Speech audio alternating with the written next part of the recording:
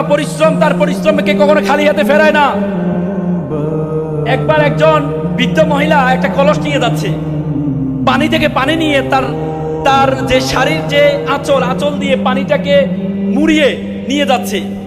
একটা ছেলে ভাবছে, ইস, আমি যদি এই কলসের মতো হতে পারতাম তাহলে আমাকে কোলে নিত, তারপরে আমাকে এভাবে আঁচল দিয়ে আমাকে ঘুরিয়ে রাখতো।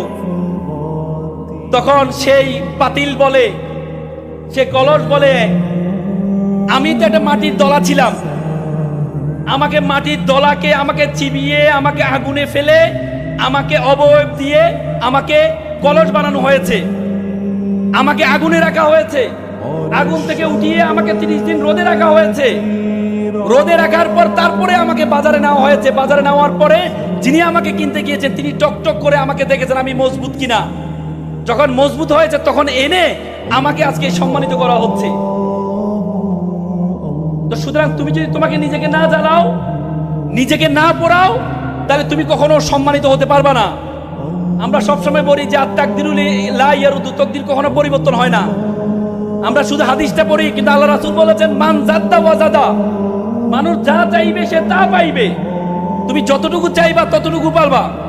আল্লাহ তাআলা কোরআনে বলেছে ওয়ালাইসা লিল ইনসানু ইল্লা মা সা, মানুষ ততটুকুই পাবে যতটুকু সে চায়। তো সুতরাং তুমি তোমার চাওয়ারটা সর্বোচ্চ করতে হবে, নিজেকে পাতিলের মতো পোড়াইতে হবে।